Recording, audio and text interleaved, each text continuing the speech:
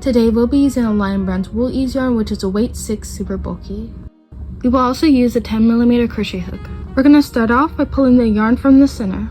We're going to start off with a magic ring, but for those who find it too difficult, you can chain 4 and slip stitch into the first chain. To make a magic ring, I wrap my yarn over my finger twice, crossing over the second time. Then I hold the crisscross and flip over my fingers.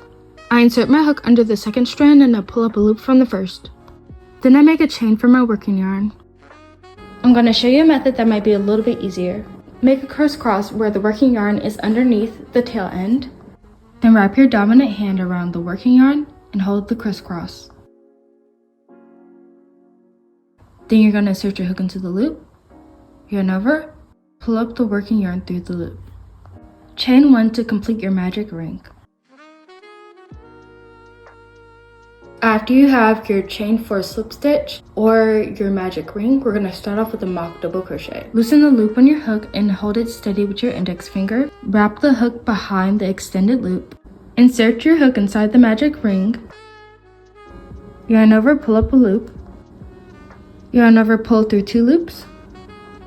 Yarn over and pull through the last 2 loops. Instead, you could chain 2 and then just continue with the normal double crochet. However, the chain 2 does not count as a double crochet while the mock double crochet does. We're going to make 12 double crochets in the magic ring.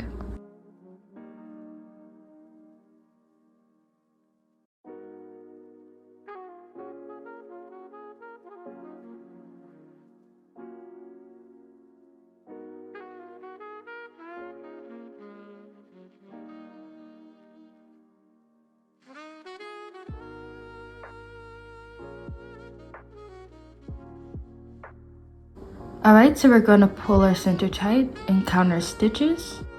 We should have 12 in total. Now we're going to make an invisible join. Insert your hook behind the first double crochet, then pull the loop attached to your working yarn through. Turn your work back around. Now we're on round 2. We're going to start off with a mock double crochet or your chain 2.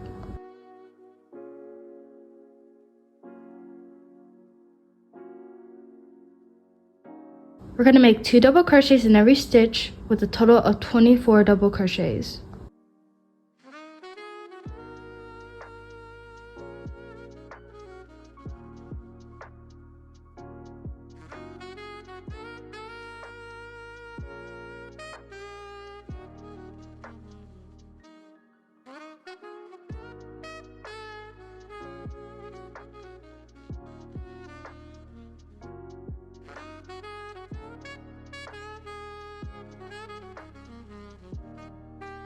Count to make sure you have 2 double crochets in every stitch and a total of 24 double crochets.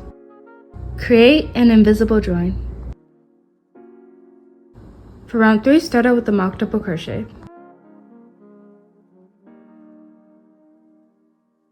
Put another double crochet in that same stitch. Put 1 double crochet in the next stitch. Then put 2 double crochets in the next stitch.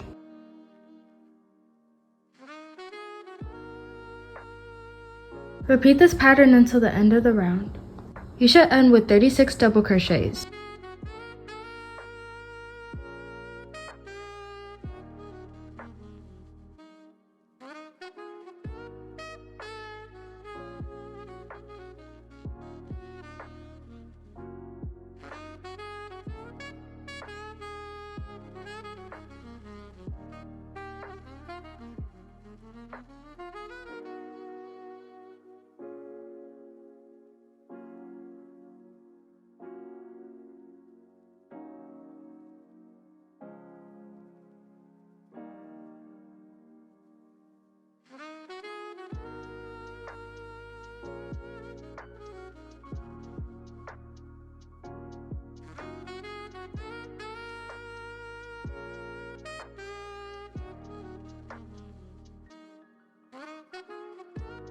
Create an invisible join.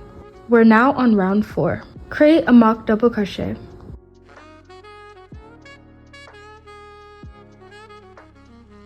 We're going to create 2 double crochets and then 1 double crochet in the next 2 stitches. Repeat until the end of the round. The hat now measures 8 inches across, which is a good diameter for the average adult head. Invisible join, and then we will start round 5. Make 1 double crochet in every stitch. Every round we're going to start with the mock double crochet, and every round we're going to end with the invisible join. Before we continue, I want to show you a method of joining 2 pieces of yarn just in case the middle is cut. First, we're going to find the 2 ends. We're going to lay them down beside each other, going in opposite directions. We're going to use 1 string to tie a knot around the other.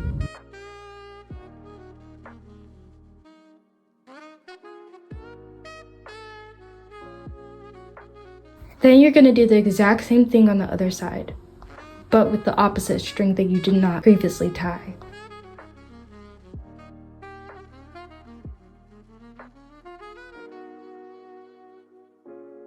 Then cut your yarn.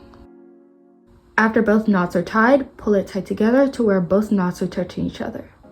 This is called a magic knot. It's perfect for those projects where you have a lot of knots and you don't want them to show. It's super sturdy, but if it makes you a little uncomfortable, then you can add a little bit of fabric glue.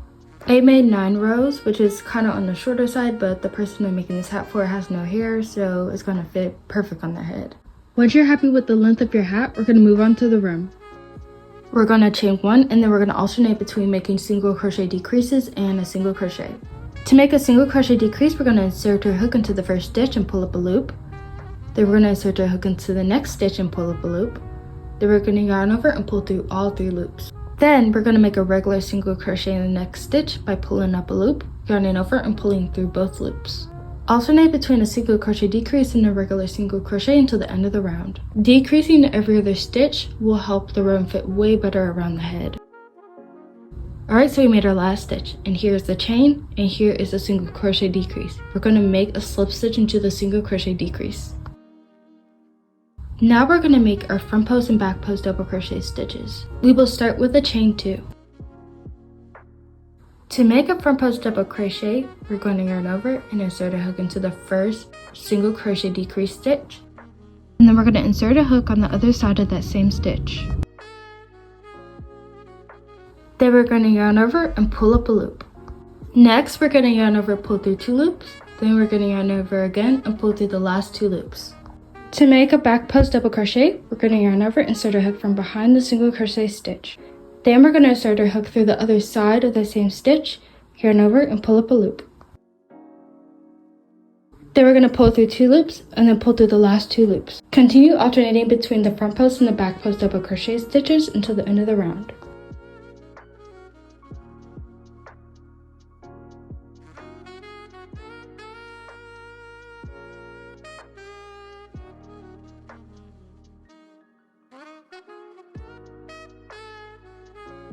Then we're going to make an invisible join.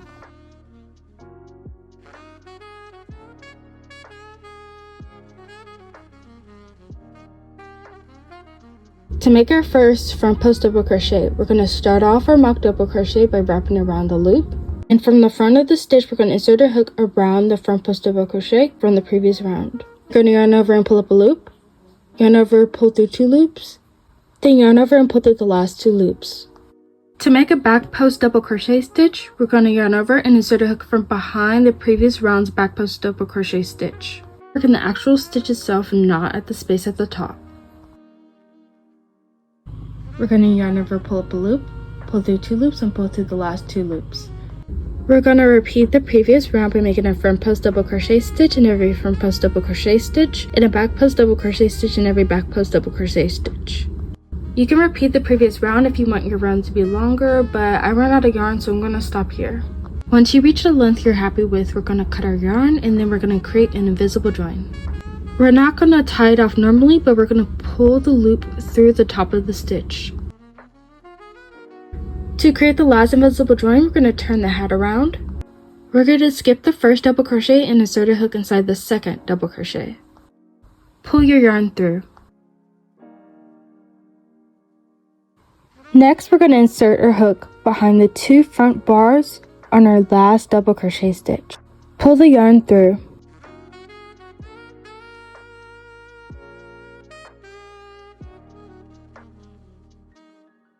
To weave in your ends, we're going to split the yarn, and we're just going to take our smaller hook and just use it to pull the strands of yarn just through the stitches. Weave the yarn through several stitches on the inside of the hat. Make sure to insert your hook more on the back side of the stitch so it won't show at the front of the hat.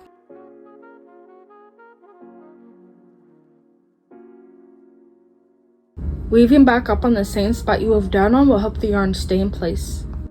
Cut off any excess yarn. Repeat the same exact process for the top of the hat.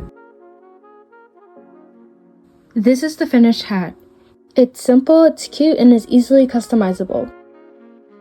If you want it to be longer or baggier, you can adjust it to the techniques learned in this video. Thank you guys so much for watching, and I hope you guys have a wonderful day or night.